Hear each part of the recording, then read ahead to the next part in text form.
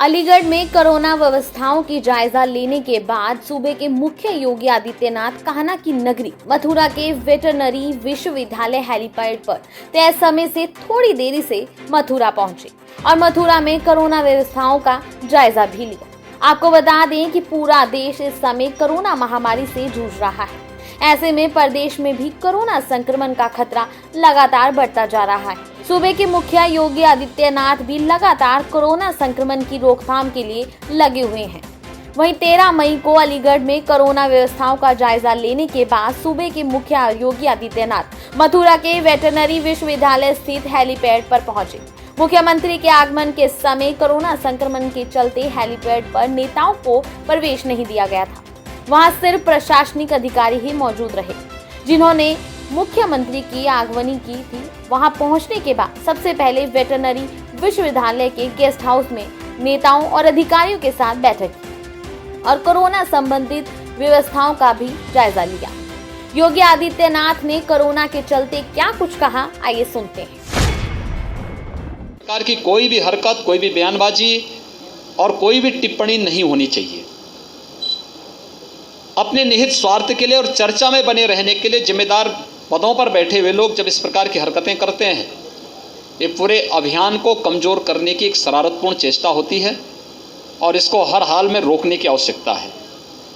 दूसरा, सभी लोगों को जागरूक किए जाने की आवश्यकता है। जागरूकता इस बात को लेकर कि हाई रिस्क कैटेगरी से जुड़े हुए जो लोग हैं, 60 साल से ऊपर के लोग, 10 साल से छोटी उम्र के बच्चे, गर्भवती महिलाएं, एक या अधिक बीमारी से ग्रसित कोई भी व्यक्ति और कम इम्यूनिटी से जुड़े हुए लोग, कमज़ोर इम्यूनिटी से जुड़े हुए लोग घर के बाहर न निकलें। शेष लोगों को घर के बाहर अगर आवश्यक हो तो ही निकलें, लेकिन कोविड प्रोटोकॉल का पालन करें। मास्क पहने, 2 गज की दूरी का पालन करें। किसी चीज़ को छूते हैं तो सैनिटाइज़र से हाथ साफ कर लें या पानी साबुन के साथ हाथ की सफाई करें। शासन के द्वारा जो व्यवस्था बनाई गई है, मास्क पूरा पहने। मैं देख रहा था बहुत सारे लोग मास्क पहने हैं लेकिन उसको नाक के नीचे रखे हुए हैं। ये मास्क न पहनने के बराबर ही है। के समय उत्तर प्रदेश के अंदर 300 मीट्रिक टन ऑक्सीजन जो हॉस्पिटल के द्वारा, मेडिकल कॉलेजेस के द्वारा स्वयं अपने एग्रीमेंट के आधार पर या अपने स्तर पर एयर सेपरेटर प्लांट लगा करके स्थापित किए गए थे, उनसे उनका काम चल लेता था।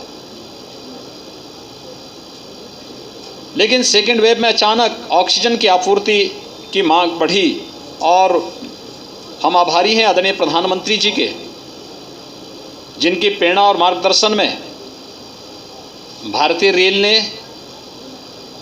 और भारतीय वायु सेना ने हमें सहयोग किया और आज हम प्रदेश के अंदर 1030 मीट्रिक टन ऑक्सीजन की आपूर्ति प्रतिदिन करने में सक्षम हुए हैं। और ये आपूर्ति ऑक्सीजन एक्सप्रेस के माध्यम से भी और भारतीय वायु सेना के माध्यम से भी हम लोग इस कार्यक्रम को सफलतापूर्वक संपन्न कर रहे हैं।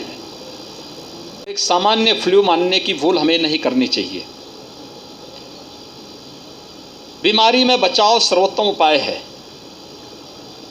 लेकिन अगर बीमारी हो जाती है तो बीमारी से को छुपाने की नहीं बल्कि तत्काल उसमें उपचार की आवश्यकता है। और मेरी आप सबसे अपील होगी कि लोगों को जागरूक किए जाने की आवश्यकता है कि बीमारी को छुपाया न जाए बल्कि तत्काल टेस्ट करवा करके और हम लोग अपना उपचार शुरू करें।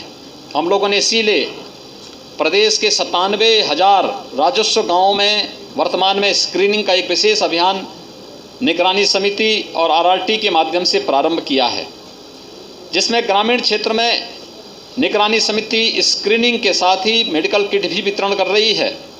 मैं एक बार फिर से आप सबका जो सकारात्मक सहयोग स्थानीय प्रशासन को, राज्य सरकार को प्राप्त हो रहा है, केंद्र सरकार को प्राप्त हो रहा है, इसके लिए आप सबको हृदय से टेस्ट की क्षमता को एक दिन 2,97,000 तक भी किया था, और निरंतर इसमें बढ़ोतरी करने के प्रयास हो रहे हैं।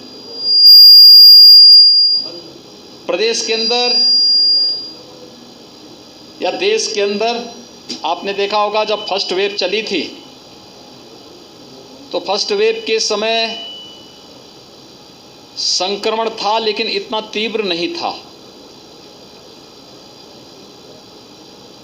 लेवल 1 के हॉस्पिटल में लेवल 2 और लेवल 3 ये 3 प्रकार के जो हॉस्पिटल बनाए गए थे, 3 प्रकार की जो सुविधाएं फैसिलिटी दी गई थी, इसकी संख्या में लेवल 1 में ही ज़्यादातर लोग अपने आप ठीक हो जा पा रहे थे। ऑक्सीजन की आवश्यकता इतनी ज़्यादा नहीं थी, लेकिन सेकेंड वेव में अचानक पूरे देश के अंदर ऑक्सीजन की मांग उठी।